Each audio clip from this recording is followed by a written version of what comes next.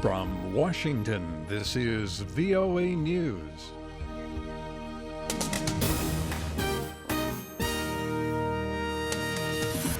I'm David DeForest reporting many die in Lebanon bombing. The Islamic State group is claiming responsibility for 2 suicide bombings in a Beirut suburb Thursday. They killed at least 37 people and wounded about 200. Kurdish fighters, backed by U.S. airstrikes, recaptured some areas around the northern Iraqi town of Sinjar from the Islamic State group. Kurdish officials said their forces were in control of villages on either side of the town and had taken control of a key road on a major supply route between Mosul and the IS capital of Raqqa, Syria. Here is U.S. Pentagon spokesman Peter Cook. This is another example of the pressure being applied to ISIL across multiple fronts. The Peshmerga forces, with the support of the Coalition Air Campaign and coalition advisors, are attempting to sever ISIL's primary line of communication between Raqqa and Mosul. Peter Cook. At a summit in Malta, the European Union agreed on a nearly $2 billion aid package aimed at tackling the root cause of migration. Henry Ridgwell reports. European leaders were joined by 13 African heads of state. The European Union agreed on a $1.9 billion fund aimed at addressing what it called the root causes of migration. The money is aimed at creating jobs, improving healthcare and conflict prevention. The plan received a mixed response from many African leaders. European leaders presented a 17-page action plan to tackle the crisis. In addition to the fund, Europe will attempt to sign individual migration agreements with African countries in return for development aid. Henry Ridgwell, London. Israel is asking the United States to boost the amount of money it gets every year for military aid. It's requesting as much as $5 billion. This is VOA News. The United Nations, the African Union, and the European Union are calling for talks between Burundi's government and the country's opposition to resolve the nation's deepening political crisis. In a joint statement Thursday, top officials of all 3 bodies said it is urgent that the sides meet under the mediation of Ugandan President Yoweri Museveni.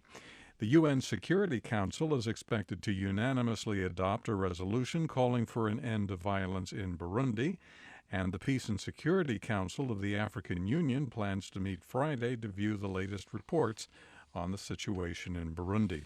Secretary of State John Kerry says the U.S.-led coalition will be doing more in the coming weeks to degrade the Islamic State's ability to produce and sell oil and gas, which helps fund the terrorist group's military operations.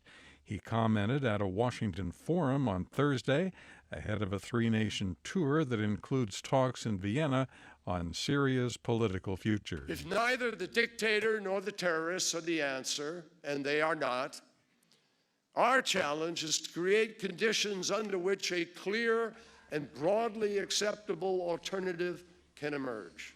On Saturday, officials from 17 countries, plus the UN and the European Union, will meet in Vienna for their second round of talks on Syria.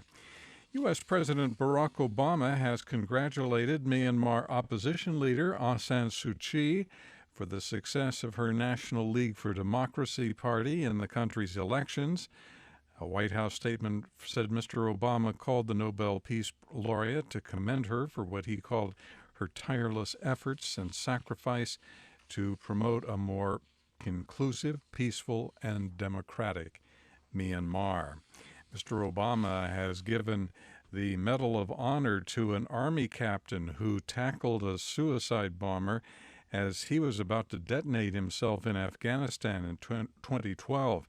Captain Florent Groberg's actions saved his own life and that of many of his comrades. And all those years of training on the track, in the classroom, out in the field, all of it came together in those few seconds.